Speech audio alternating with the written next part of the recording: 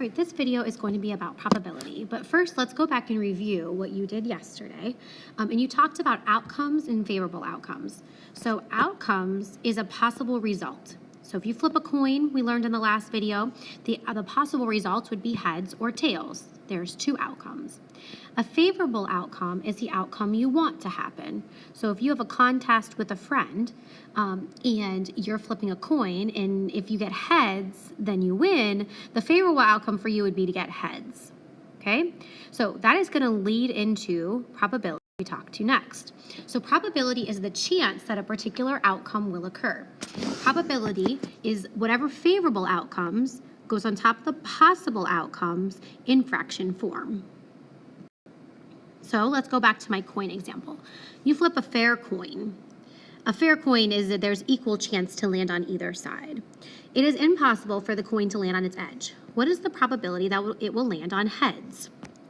Well, the favorable outcome we want here is heads. So in a coin, there is one side that is heads, so that's going to go on the top of the fraction. The total possible outcomes is there are two possible outcomes. So favorable outcome is 1, possible outcome is 2. The probability is half. If I was going to put that in a fraction, it's 50% chance that it would land on heads. So let's look at this one. You roll a fair number die. Okay, a fair number die means there's an equal chance of getting each side. An unfair number die would be like 2 sides are 4s or 2 sides are 5s, some reason making it unfair. So a number die in a game, think about it. Think about how many outcomes when you roll a die could you get. Okay, so you could get the numbers 1, 2, 3, 4, 5, or 6 when you roll this. So there are 6 possible outcomes when you roll a number die. They're all equally likely. So the probability of getting a 4, that is one number out of the 6. So your probability of getting 4 is 1 out of 6 chance. Find the probability of getting a 7. So this says it is impossible to get a 7 when you roll a standard number die. So your favorable outcome, you can't get it. You cannot get a 7. So that would be a 0 out of 6 possibilities. So your probability of getting 7 is a 0. You cannot get a 7. Okay? So favorable outcomes over possible outcomes. Let's try another one. When you spin the spinner, what's the probability that the arrow will point to a number?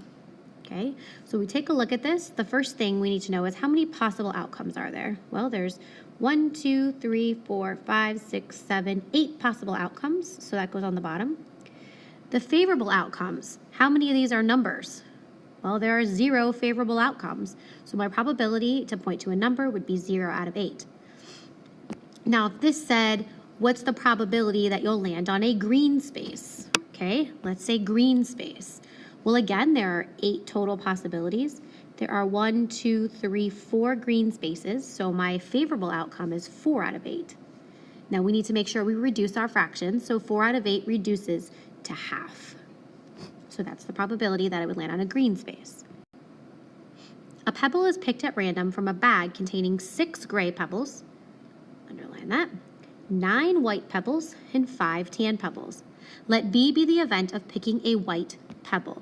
So event B, our favorable outcome is we get a white pebble, okay? So the first thing we need to do is figure out how many possible outcomes are there. Well, there's 6 gray, there are 9 white, and there are 5 tan. Okay, so if we put these together, 6 and 5 is 11, plus 9, there are 20 possible pebbles that you can choose from. The white pebbles, there are 9 of them. So our probability of event B, there are 9 out of 20. So I want to look and see if I can reduce this. And to reduce it, they would have to have a factor in common. So 9 has the factors of 1 and 9 and 3 and 3. And none of those divide equally into 20, other than the number 1, but that wouldn't change the fraction. So this is as reduced as it can get. So the probability that event B will occur is 9 out of 20. All right, last problem we're going to do together. It says Max has 4 short sleeve shirts and 5 long sleeve shirts in his closet. X is the event of Max randomly choosing a long sleeve shirt. Find the probability of X. This is the one thing I wanted to point out to you about this problem. Sometimes you'll see probability problems, and they use this symbol. It just means what's the probability of event X. Px is the probability of event X. So don't get confused by that little wording right there, okay? Express the probability as a fraction. Event X has how many favorable outcomes? Then we put the number of outcomes favorable to the event X over the total number of equally likely outcomes. So same thing as we've been doing in the other problems. So event X is the event of Max randomly choosing a long sleeve shirt. Well, there are 5 long sleeve shirts, so the total number of outcomes favorable is 5. So we're going to put 5 on the top of the fraction.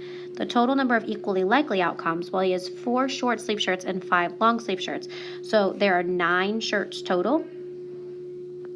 So our probability of choosing a long sleeve shirt is 5 out of 9. Okay, but don't get confused by this probability symbol if you see this. Probability of X, our last problem we could have had probability of B. That's all that symbol means. All right, on to the practice.